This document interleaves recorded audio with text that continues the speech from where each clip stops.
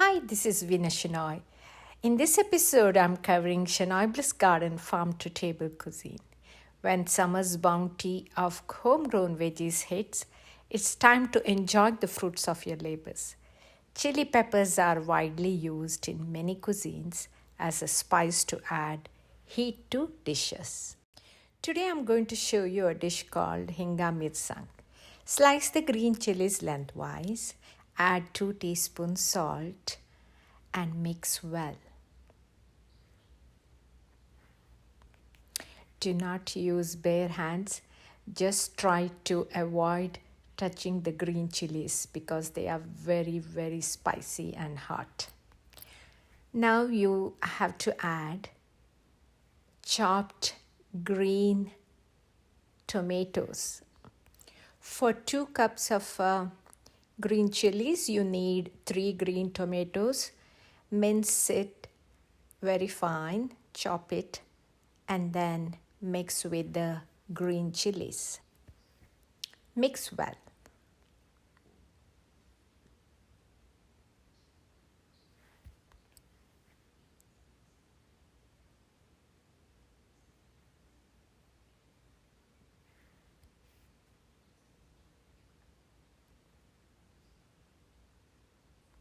Now you cover the dish with the plastic cover and then you have to sun dry it for minimum 3 to 5 hours. By sun drying, the tomatoes lose most of their water content.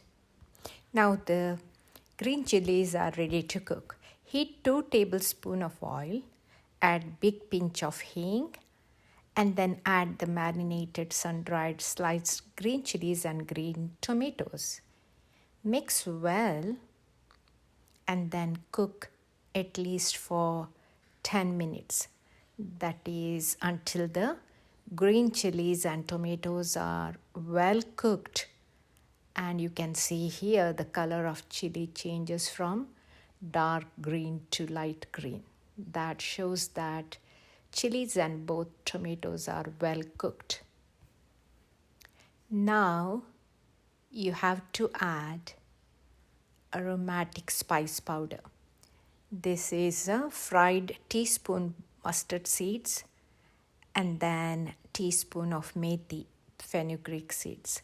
You fry it in little oil and then powder it, and this gives a very fragrant smell to this Hinga mirsaang.